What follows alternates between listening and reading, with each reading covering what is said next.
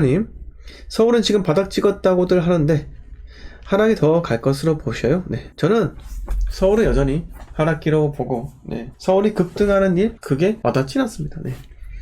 뭐 상승 일부 지역에 상승할 수는 있겠죠. 근데 여러분 제가 말씀드렸잖아요. 지금과 같이 투자 수요가 없잖아요. 투자 수요가 어디 있어요? 지금 누가 살 수 있어요? 네, 무주택자하고 1주택자만 살 수 있잖아요.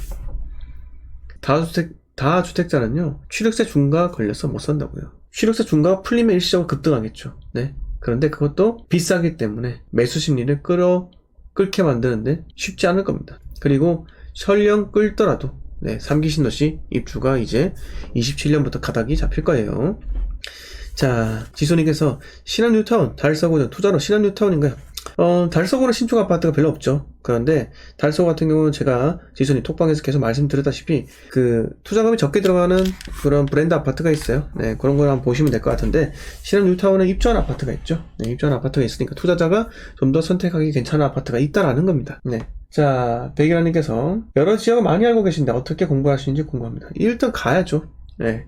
가는 거 맞는 거고요. 네, 가는 거 맞는 거고, 수시적으로 내가 부동산 알림 신청을 받는 거예요. 네, 이 아파트의 실거래가 알림 신청을 받고 거기에 따라서 습관을 들이는 겁니다. 아, 습관. 네, 이 아파트 이렇게 흘러가고 있구나, 이 도시 이렇게 흘러가고 있구나, 이런 것을 보고 전화 통화도 많이 하고요. 네, 그래서 제가 말씀드리는 거는, 우리가 직장생활에 매여 있다 보면요, 직장만 고민을 하게 돼요. 직장에서 내가 어떻게 행동해야 될지, 어떻게, 네, 앞으로 어떤 일을 계획해야 될지. 맞아요. 네, 직장에서 하는 만큼 부동산에 관심을 쏟아보세요. 네, 직장에서 하는 반만큼이라도 해보세요. 그러면은 충분히 부동산에 대한 이해도가 빨라집니다. 네, 전국에 있는 지역들요. 네, 자, 톡방에 다 가입할 필요 없어요. 울산 톡방, 부산 톡방, 대구 톡방, 네, 광주 톡방, 대전 톡방, 인천 톡방, 서울 톡방. 그거 볼 필요도 없어요. 왜? 그게 심리를 대변할 수가 없습니다. 그 심리는요, 내가 손품을 팔고 발품을 팔고, 그리고 비싸면 싼지 수요가 더 접근할 수 있는지, 이런 것들만 보라 이거예요. 근데 하나 말씀드릴게요. 상승기 때 서울의 상승기 전에 진입을 해야 되는 거 맞아요. 서울의 가장 어두운 시기에 진입을 하는 게 맞습니다. 저는 그 시기가요, 2020년대 말에 한 번 더 서울의 기회가 찾아올 것이라 생각이 듭니다. 왜 그래요? 네, 아니, 3기 신도시 때문에 엄청 어두울 때 들어가야 되지 않겠습니까? 서울에 한 채만 갖고 있으면요, 네, 한 채만 갖고 있어도 되죠. 네, 한 채만요. 굳이 내가 서울에 여러 채 갖고 있을 필요 있겠습니까? 네, 그렇게 할 필요 전혀 없다라는 겁니다. 그냥 한 채, 내가 가용 가능한 범위 내에서 한 채를 그냥 베팅을 하면 된다라는 겁니다. 자, 유진 이님께서 동구 자이 들어가는 괜찮을 거죠. 울산 동구 자이를 말씀하시는데, 네, 자, 본인이 반드시 내가 울산 동구에 거주를 해야 한다, 말릴 생각은 없습니다. 이제 입주장이잖아요. 네, 잡으세요. 그런데 저는 그래도 한번 조금 더 괜찮은데 잡고 싶은데요. 네, 그러면 중구 남구로 가세요. 네, 중구 남구로 가시라고. 왜 자꾸 제가 가장 싫어하는 산업단지 사이클과 가장 밀접한 그런 지역에 잡으려고 합니까? 그냥 출퇴근, 직장, 이런 것 때문에요? 네, 그런데 생각을 해보세요. 네, 과연 내가 직장 근처에 있는 게 정답일까? 라는 생각을 해보시라고요. 자, 부동산을 제가 말할 때 시야와 범위를 넓히라 했죠. 네, 전국을 훑어보라고요. 시야가 넓어집니다. 네, 그런데 제가 말씀드리고 싶은 건요, 왜 자꾸 시야가 좁게 직장 근처에 살려고 합니까? 네, 지방에서 산업단지 인근에 산다는 건요, 내가 또이또이적인 삶을 살고 싶다는 거예요. 왜 그런지 아십니까? 그 직장 근처의 아파트, 그 직장 사람들 살 거 아니에요. 출퇴근하는 맛이 있어요? 네, 출퇴근하는데 어느 정도 시간을 쏟고, 그 시간 동안 내가 자기 개발을 할 수 있는 시간이라는 거예요. 자기 개발할 수 있는 시간들, 그런 것도 부여하시라고요. 그리고 직장 밖에 있는 사람들, 타 직장인 사람들도 많이 만나시라고요. 그러려면 산업단지에서 벗어나야 돼요.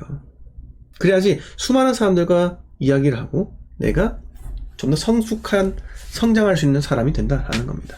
네, 부디 저는 뭐 시간 아까우고 싫어요, 이렇게 생각한다면 어쩔 수 없습니다. 하지만 네, 저는 직장과 가급적이면 멀리 떨어지는 게 본인과 가족을 위해서 훨씬 더 좋다고 생각해요. 그런데 강남 같은 경우는 있죠. 특수한 케이스 아닙니까? 강남에 수많은 직장들이 있는 거예요. 수많은 좋은 직장들이 있는 겁니다. 네. 서울은 직장과 가까울수록, 직장과 가까울수록 비싸요. 그건 어쩔 수 없죠. 왜? 직장과 가깝다는 건요. 지하철을 탈 수 있다. 지하철을 안 탄다. 이것과 마찬가지라는 거예요. 네. 그래서 한번 고민 한번 해보셨으면 합니다. 네. 자, 햇빛권이 반갑습니다. 네. 자, 줄리아 파파님께서 대전 구축하려고 내놨는데 실제 계약하는 분들이 나오네요. 3년 전에 들어가서 지금 팔면 차익 4천인데 고점 대비 1억 하락한 상태라 속은 좀 쓰리네요. 그래도 역전세가 8천이나 팔고자 합니다. 자, 줄리아 파파님, 제가 계속 말씀드린 거죠. 네. 굳이 지금까지 보유했는데 왜 팝니까? 이게 첫 번째로 가져가야 될 덕목이에요. 네. 그런데 지금까지 버텼는데 팔 이유는 없다. 이거지만 두 번째, 명분이 있다면 팔아야 됩니다. 그 명분요? 이걸 팔고 다른 곳에 투자하기 위해서. 네. 그런 명분이 있다면 무조건 팔아야 돼요. 네. 왜? 지금은 어디 들어가야 되죠? 땡땡 지역에 들어가야 되죠, 여러분. 지금 현재 190분 들어오셨는데 여러분 궁금하시지 않아요? 네. 올해 투자했을 때 2년 뒤 어떻게 될지 궁금하시지 않습니까? 네. 저는요, 올해 베팅한다? 2년 뒤에 반드시 여러분 수익으로 보답할 거라 생각을 해요. 네. 자, 태호님께서 대구나 아파트 어디 쪽이 좋을지 눈여겨보시는 데가 있나요? 동구, 북구, 서대구 어디가 좋은가요? 자, 우리 태호님 공부 열심히 하시고, 네, 방송 매일 들어오시면요, 네, 제가 하나씩 팁을 알려드리도록 하겠습니다. 좀 더 공부를 심화하고, 네, 과제 수행을 통해서 대구에 대해서 좀 더 빠르게, 네, 분석하고 싶다 라고 한다면요, 골드 멤버십 회원에 가입해 주시면 대단히 감사드리겠습니다. 카카오 스터디 톡방 운영하고 있고요, 대구에 대한 과제를 제가 꾸준하게 내드립니다.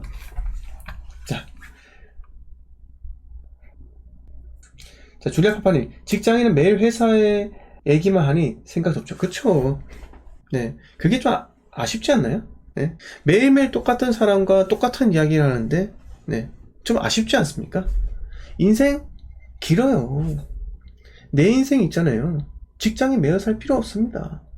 네. 물론 직장에서는요, 직장과 나는 계약 관계이기 때문에 월급 받는 값은 해야겠죠. 그런데 제가 말씀드리고 싶은 건요, 너무 많은 것을 오로지 직장에만 투자를 하지 마시라고요. 네. 누굴 좋으라고? 누구 좋으라고요? 여러분, 결국은 사람들은 이기적으로 살아야 돼요. 나 자신, 내 가족, 오로지 내 자신과 내 가족 위주로 사세요. 응? 열심히 하시되, 네, 그래도 나와 내 가족 위해 자기 개발할 수 있는, 그런 성장할 수 있는 그런 시간은요, 투자를 하세요. 반드시요. 자, 백인아님께서 대구 중심 중앙로 상권이 요새 많이 좋지 않던데 임대 상권이 많이 시들시들, 지금 전국적으로 경기 침체예요. 중구의 아파트 시세에 영향은 없을까요? 네, 중앙로 임대료 때문에 그런지 교동 상권이 활성화되고 있다라고요. 자, 백인아님, 하나 말씀을 드릴게요. 하나 말씀을 드려볼까요? 상권에 대한 상권의 사이클과 주거의 사이클이 일치할까요? 자, 상가 가격과 아파트 가격이 일치할까요? 가격의 흐름이? 꼭 그렇지 않아요. 꼭 그렇지 않습니다. 자, 상가, 그 다음에 주상공록이에요. 용도지역이, 대한민국의 땅의 용도지역이 주거지역, 상업지역, 공업지역, 녹지지역, 네 가지로 구분이 되는데요. 상업지역과 공업지역은요, 네, 주거지역과 다른 사이클을 가집니다. 정말 경기 침체, 금리가 인상되고 경기 침체가 났다는 거예요. 그러면 이 상가, 특히 자영업자가 큰 타격을 받죠. 아주 큰 타격을 받아요. 네. 자, 자영업자가 큰 타격을 받기 때문에 임대료가 점점 약해지죠. 그 상권이 붕괴가 된다는 겁니다. 그런데 주거지역 같은 경우는요, 경기 침체와 주거의 사이클이 같을까요? 아니에요. 네. 여러분들 밖에 가서 우리 종원이 형 가게 있잖아요. 프랜차이즈. 그거 안 먹고도 살 수 있죠? 그런데 여러분, 매일매일 노숙하면서 살 수 있겠습니까? 자, 매일매일 노숙하면서 살 수 없기 때문에 일반적으로 아파트에 거주하거나 뭐 주택에 거주하는 사람이 압도적으로 지하철역 노숙자보다 훨씬 더 많은 거예요. 집 없이는 못 삽니다. 반드시 그래요. 반드시요. 즉, 직장에 가지 않아도 살 수 있어요. 네. 주거 취약계층으로, 네. 지원금 받으면 살 수 있다는 거예요. 그런데 집 없으면요? 못 살아요. 어떻게 살 건데요? 여러분, 생각 잘 해보세요. 근데 정말 특이한 게 뭔지 아세요? 경기 침체가 되더라도요, 잘 되는 것은 여전히 잘 되더라. 이겁니다.